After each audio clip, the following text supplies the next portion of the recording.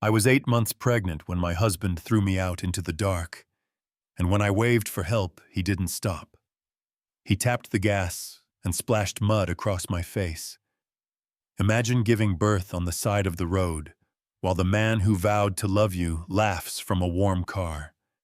If that happened to you, what would you do? My name is Emily Carter, and I didn't plan to tell this story, but silence protects the wrong people. If you've ever been lied about, pushed aside, or told you were less than, then yeah, you know what I mean. Say hi in the comments. Tell me where you're watching from.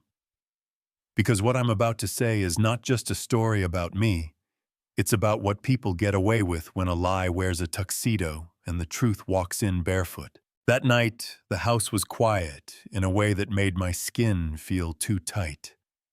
Big rooms, soft lamps, a clock that clicked like it had important business, and me by the window with a belly that felt like I was carrying a whole tide. Twins. A boy and a girl. I had names in my head that I only said in whispers because hope felt fragile and I'd seen fragile things break. My phone buzzed. A friend. Grand Lounge. Michael was there. Not alone. Clara again. I placed the phone face down like it was a hot pan. I told myself to breathe because sometimes breathing is the only job you can actually finish. The front door slammed hard enough to make the picture frames argue with the wall. He walked in like the air belonged to him, loosened his tie, smelled like a cologne I never liked, and a perfume I never wore. I said his name soft because I still believed soft could fix it. He looked at me the way a person looks at a pop-up ad, like if he stared long enough, it would close itself. I said he was late. He said, so what? It wasn't the words that hurt, it was the temperature. He had cooled down so far that there was ice on everything. I reminded him I was carrying his children. He laughed, not the laugh I knew, the other one, quick and sharp like a lid snapping shut. Respect, he said, like the word tasted silly. Look at you. You were nothing when I met you. I made you. If you've ever been spoken to like an object, you know the way your hands start shaking, even when your face won't let a tear move. I tried to hold the room still. I said he used to love me. He said he thought he did, and then the part that still lives in my bones. You bore me. A contraction grabbed my spine like a wire pulled tight. That kind of pain speaks a language your body understands without a translator. I said I needed the hospital. He stared at me like I'd asked for his parking spot. Don't drag me into your drama, he said, looking down at his phone like he was choosing a dessert. And then he told me plain as someone reading a grocery list that tomorrow the story would be that I ran away, that I was unstable, that he did everything right. He opened the front door and pointed outside. Get out, he said, calm, controlled, like the room itself worked for him. I stepped into the night, one hand on the gate, one hand on the life inside me that had started to push back. The house behind me glowed warm, and he moved across the window with a glass in his hand, never once looking toward the driveway. You want a picture to keep in your mind? That's the one. A woman 8 months pregnant in a driveway, teeth clenched against a contraction so heavy it steals the world, while a man in a window laughs into a phone. Do you think that's fair? I started walking because sometimes the only brave thing you can do is move your feet. The street was quiet, then headlights grew on the asphalt like a promise. The car slowed. I waved both arms and tried to call out, but another contraction cut my voice at the edges. The window slid down. Clara's face leaned out, perfect makeup, perfect boredom. She looked at me like a stain you can't scrub out of silk. Isn't this pathetic? She said. Michael leaned across her shoulder and smiled like he was posing. This is where you belong, he told me in the dirt. Then he touched the gas. Cold, muddy water came up in a sheet and slapped me. The taste was metallic and sour. I can still call it up if I'm not careful. It soaked my dress, ran down over my stomach, crawled behind my knees while the ground reached for me and I went down. I wish I could say I screamed something brilliant. I made a sound I didn't know I could make. That's the sound of a person being erased. Yeah, that happened. Time went strange. The contractions came faster, then closer, then too close to separate from each other. Another set of headlights flew by, then another. Nobody stopped. You know that particular loneliness when your voice doesn't matter to the one person who should turn when you call? That is a kind of cold no blanket can fix. And then footsteps. A door slammed. A voice rough but kind. Ma'am. Oh my God. Did you just... He was already in motion, jacket off, kneeling hands that had held heavy tools for a lot of years, getting clumsy, gentle around the smallest thing in the world. Because here's the part I didn't want to say out loud. I gave birth in the street. On my side, one leg dragging, one hand clawing for leverage against asphalt, screaming into a night that didn't know what to do with the noise. My son came first, small, two quiet breaths like a match trying to catch. My daughter came second, furious and loud fists clenched like she had arrived with objections. I pulled both against me and promised things I wasn't sure I could afford to promise. His name was Daniel. Worn jeans, faded jacket, a face that had met a lot of early mornings. I won't leave you like this, he said, and some part of me that knows about people believed him before I knew his last name. He lifted me and those babies as if that was the first good job he'd gotten. All month eased us into an old pickup that smelled like oil and dust, then drove like he was balancing the world on his steering wheel. He took us to a little clinic, not a big shining hospital, just a place with good bones and tired hands. The nurses moved without panic the way people do when they have done the impossible before. They took the babies first. My boy's chest fluttered. My girl told the whole building how she felt about air. A nurse squeezed my hand and said, "We've got them." For the first time that night, the floor stopped tilting. I slept and woke up in a room where the lights were soft, and Daniel sat in a chair that had not been comfortable for a long time. "They're alive," he said quickly, because he knew exactly where my mind was headed. "Your boy needs watching, but they're fighters." He smiled when he said fighters. Maybe he needed to believe that as much as I did. Outside the door, nurses whispered the way people whisper when the story is good and they hope you're asleep. Mr. Carter says she ran off. He told everyone. Unstable. Unfaithful. He's the victim. People believe him. He's Michael Carter. I lay there, eyes on the ceiling, and felt something get very still inside me. Not rage, though there was plenty of that. Clarity. Like a pane of glass sliding into place. He hadn't just tried to break me. He was rewriting reality while I was still bleeding. Pattern interrupt. He didn't win. 5 years. That's how long it took me to build something nobody could throw me out of. I named my children Ethan and Grace. Ethan grew careful and brilliant, the kind of kid who asks why the sky doesn't fall and then waits for a real answer. Grace grew loud with purpose, a laugh that forgives the whole neighborhood for being noisy. We lived in a small house that always smelled like coffee and fabric, and I learned to sew past midnight with a baby monitor hissing on a crooked dresser. Daniel kept showing up, fixing hinges, driving to appointments, dropping off groceries with a note that said, "Don't argue." He never tried to be a hero. He just didn't disappear. You know how rare that is.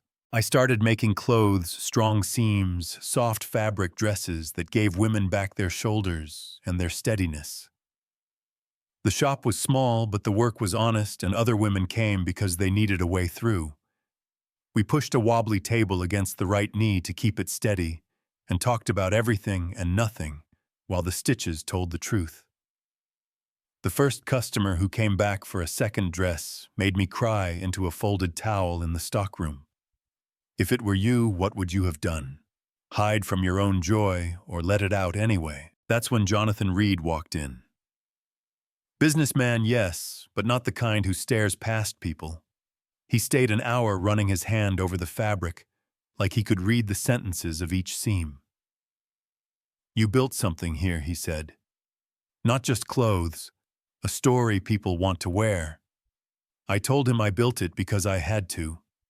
He said he wanted to help because I deserved to. I didn't have a speech prepared for that. I said yes.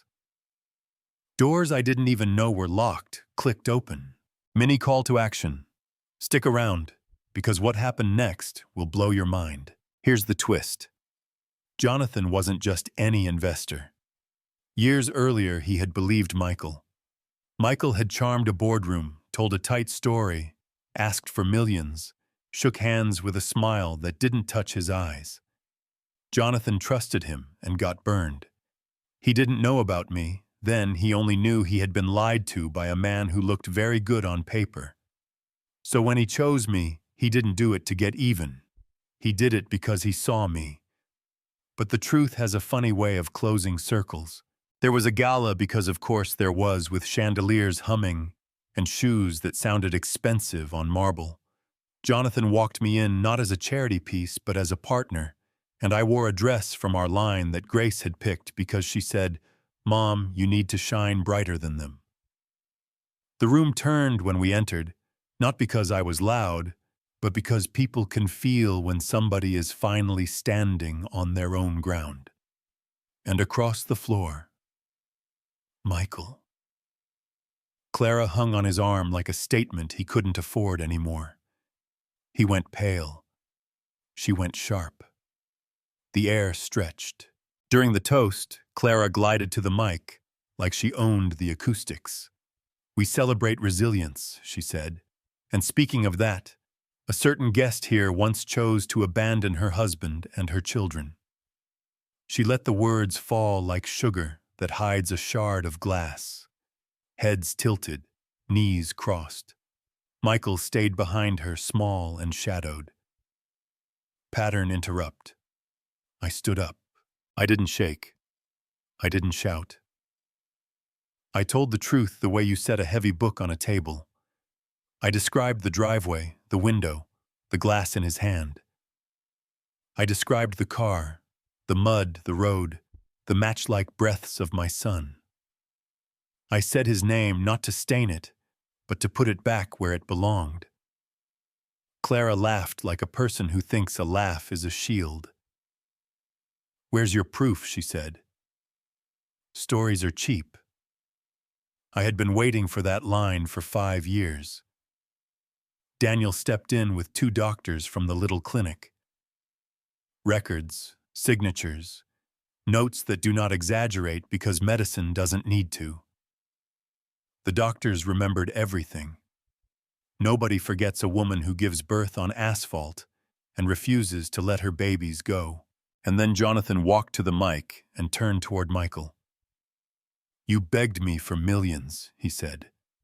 "I trusted you.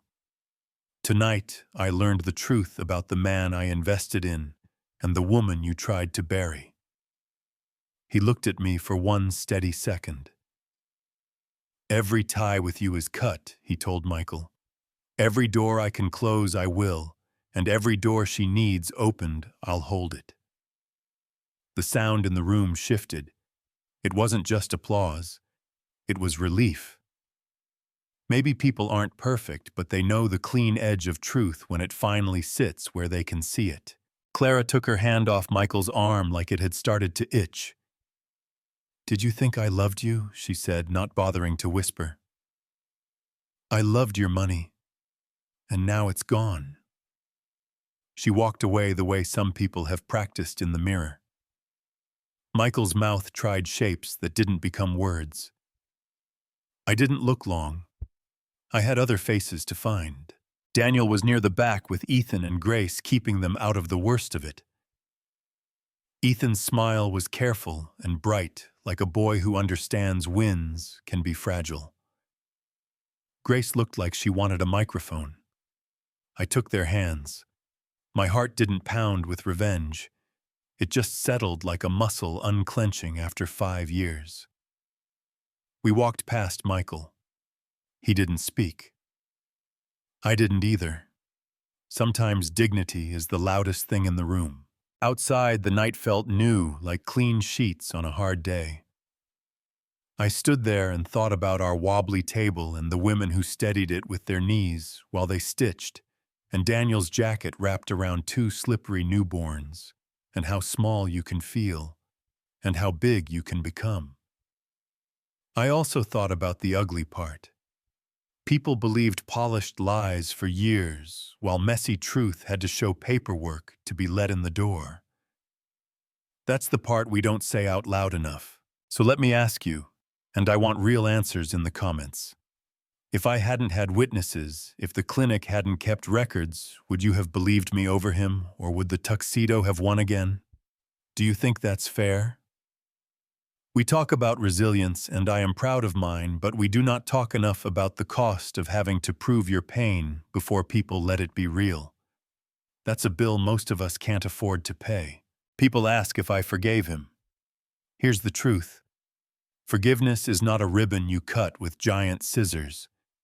It's a quiet decision you make again and again when old nights come looking for you. Some days I walk toward it. Some days I let it rest and I focus on raising 2 kids who know what love looks like when it actually shows up on time. Michael lost more than money, but that's not my scoreboard. My work is to keep telling the truth so the next woman needs fewer witnesses to be believed. If it were you, what would you have done in that driveway? Yelled, prayed, frozen, fought. At the gala, would you have stood up or waited for someone else to hold the mic? There isn't a wrong answer here, there's just your answer. And I want to hear it, because these aren't just my questions. They belong to a whole lot of people who have been asked to carry heavy things quietly. I'm Emily. This is the life I didn't plan for, but I survived anyway. If this story made you angry, good anger can be fuel when it's pointed at the right engine. If it made you hopeful, even better hope is a tool. Drop a comment, tell me where you're watching from. Tell me what part hit you hardest. Tell me if you think justice was served, or if the world still makes it too easy for polished lies to beat messy truth. Share this with someone who needs to hear it. Hit subscribe if you want more stories told exactly like this, and keep talking to me down there in the comments. We're not just building an audience, we're building a community. And I promise, the next chapter will matter.